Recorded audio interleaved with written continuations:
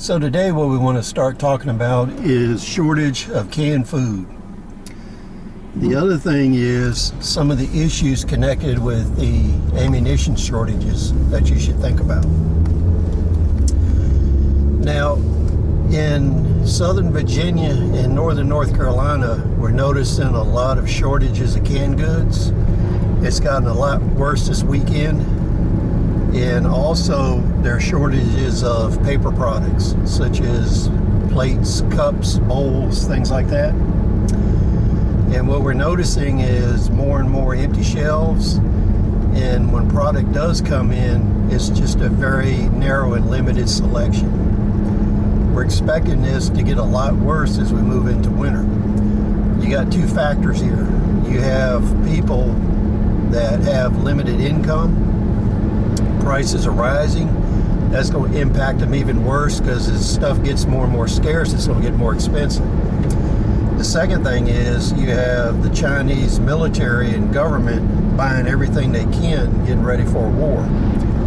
As we move closer and closer to a war footing, you're going to see the U.S. government, Chinese government, Indian government, Russians, and other governments around the world. They're going to start buying as much commodity, fuel, weapons, ammunition as they can get, preparing for the coming conflict.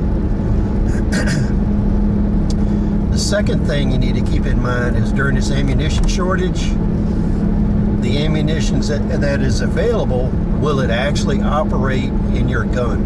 And that's something people never think of. They think a 9mm is a 9mm. They think that all 9mm loads will work in a 9mm handgun. And I'm going to tell you that is not the case. The one type of ammunition, especially with handguns and rifles, that operates in most weapons is full metal jacket. You don't have the feeding issues with full metal jacket that you do hollow point and soft point. When I was a kid, when semi-automatic handguns came from the factory, they pretty much only fed full metal jacket rounds reliably. And up through the 70s, 80s, and 90s would not reliably feed hollow point ammunition. And you had to have your gun throated and tuned by a gunsmith to get it to work. This is especially true with Browning High Powers, 1911 series.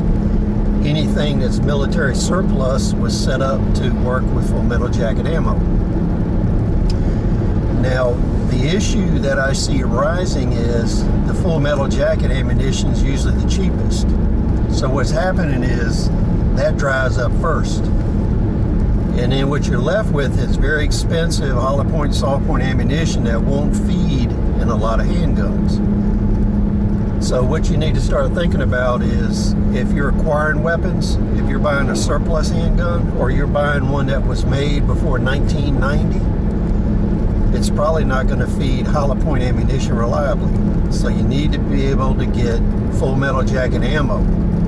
Now, whether you have to buy some other kind of ammunition, break that down and reload it with full metal jackets, that might be what you have to do. When I was a kid, it was common. Law enforcement and other people use semi-automatic handguns.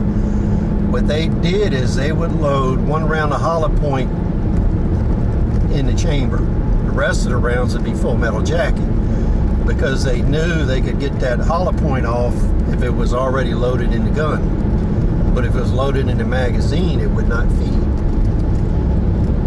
Now, when you're looking at shotguns, the last ammunition to sell out for shotgun is 3-inch and 3.5-inch, right?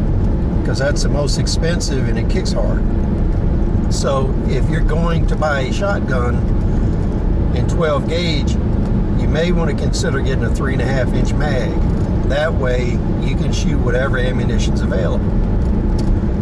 So please rate, comment, subscribe. We'll see you on the next video.